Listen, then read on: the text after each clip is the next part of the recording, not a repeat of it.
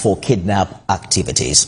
Let's turn our attention now to issues affecting the Economic and Financial Crimes Commission that has now reportedly detained 10 officers from in its Lagos Zonal Command over the alleged theft of missing operational items. EFCC spokesperson Dele Oyewale did state that the development was part of ongoing efforts by the EFCC chairman Ola Olukoyede to rid the commission of corrupt practices.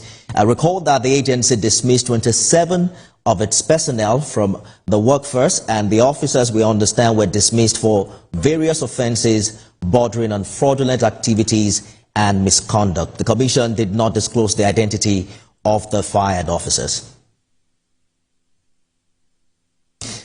EFCC spokesperson Dele Oyewale joins me on the program this evening. Mr. Oyewale, thank you so much for joining us and talking to us on this development. Thank you so much. Thank you for having me on the program. Can you confirm, actually, that EFCC lost over $350,000 and some jewelries to corrupt officers within its rank? Well, there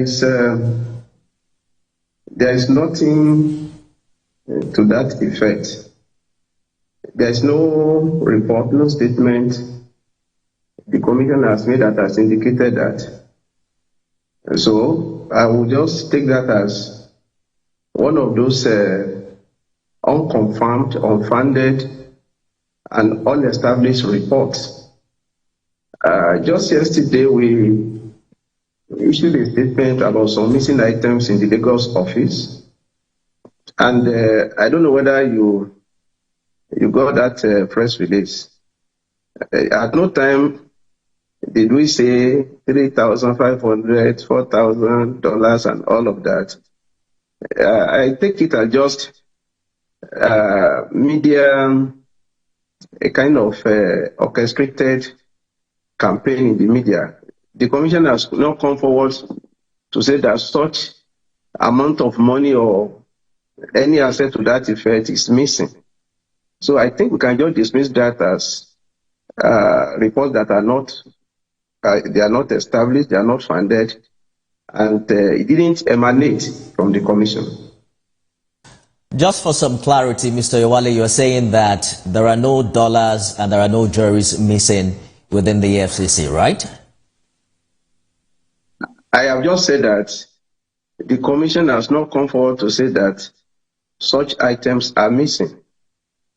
We issued a report yesterday, and we did say that, yes, there are some operational items that are missing in the Lagos office that have been investigated.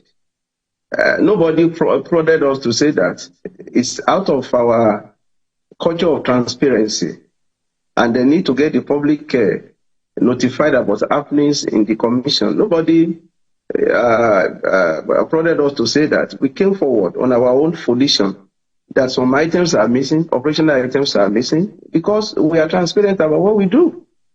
So if anybody now comes forward to say that this is also amount of money, this one, it definitely is not from us. We didn't say that. And that is what I am reiterating. We didn't say that. It didn't come from us. It's just normal media orchestration and all of such campaigns that did not emanate from the commission. But you mentioned that 10 of your officers have now been detained in addition to the 27 that were dismissed last year. Some operational tools, I don't know precise words you used, were missing. You're saying these things that were missing did not include dollars and jewelries, right? We have not come forward to make a typology or a specific mentioning of those items. It's an investigation that is ongoing. And in law enforcement, before you come forward to the public to say, oh, I have these specific items that are missing, it's not something that you rush to the media about. We are a very, very organized and systematic commission. We don't play to the gallery. When we are ready to disclose all of those items, we will do that. But we are not going to be stampeded into saying that this item, no. We are not going to allow anybody to railroad us into mentioning teams that we have not established. So I take it as just the normal media campaign that has no bearing with objectivity or reality on ground. Well, some say that this development in a way confirms public perceptions that operatives of the commission are actually involved in corrupt activities, and that it also speaks to perhaps some lapses in internal control. I'm wondering how you react to that, how you intend to prevent future incidents and also build public trust. I think to all intents and purposes, the commission should be applauded for coming forward to say that 27 of its officers were dismissed, for coming forward to say that 10 of his officers are detained. They are being investigated over issues of compromises, suspected fraudulent practices, and all of that. We came forward because of our culture of accountability and transparency. And if we are not doing internal cleansing, we would not have come forward to say that. So I think it is to the credit of the commission that it can come forward to say that to the public. It was not that we are reacting to media report. It was not that we are reacting to some people saying that this thing. We came forward on our own volition to say that, 27 officers in 2024 were dismissed from the commission. And the following day we said that, yes, there are still 10 that are detained for some investigation that we are doing. It is because we are a responsible and accountable law enforcement agency. The problem with that statement, what we're getting from reactions from Nigerians, who I believe the commission serves, is that those dismissed last year, according to that statement, committed fraudulent activities and misconduct. They said that's really vague. Why are you not? Why are you not naming them? Because that's usually what you do when you prosecute cases against corruption suspects. I'm sure that if you are conversant with public service rules, as a commission, we have our processes, we have our procedures, we have our standard operating procedure. There are ways we do things. So if you look at even most of our media report, it is not every suspect that is being investigated that is named. So the public may say that, we want to know their identity, their names, their designation, and all of that. The public has a right to demand for that. And we also have a right to be faithful to our rules, our processes, and our procedures. I'm sure you know that when such things are done, the affected officers may want to go to court. There are a lot of things that are involved. But we have come forward to let the public know that there is a kind of internal cleansing that is going on. It that comes to equity must come with clean hands. That's what we are saying. And our executive chairman, Mr. Ololukoyede, is very, very assertive. Is serious about the issue of discipline and transparency. And you have seen it. You have seen it. So if a commission will come forward on its own to say that I have done this, it is because there is nothing that we are hiding. There is nothing that we are covering. We are open to the public. And we are saying that as far as the commission is concerned, in the same way that we are fighting corruption outside, we are also doing it internally so that the public will know that they say that it that lives in glass house is not true stone. So we know that the issue of zero tolerance for corruption is an issue that we take very seriously. And it is for this same reason of transparency and accountability that Nigerians are saying, don't just give them numbers, mention the names and for what reason they have been dismissed. Because prior to dismissal, just a minute, Mr. Oyewale, prior to dismissal, we were told that there was a committee that sat on the offenses and confirmed that they did wrong before they were asked to go. This also isn't the first time the EFCC has dismissed officials for corruption. We understand that in November last year, 2 corrupt officials were let go. How do you think the commission can ensure its anti-corruption efforts are consistent and effective in rooting out misconduct within its ranks, at the same time carrying the people along in such a way that you can win their trust? Yeah, you see, you are still repeating the same thing. Even in your own organization, there are bad eggs. Every organization has its own bad egg. Their And every names, Mr. Oyewale, when somebody in an organization does wrong and answers to questions before a panel and is asked to let go, as an organization, we publish the face of the person, letting the public know that you cannot deal with them henceforth. Why is the EFCC not doing that? That's the question.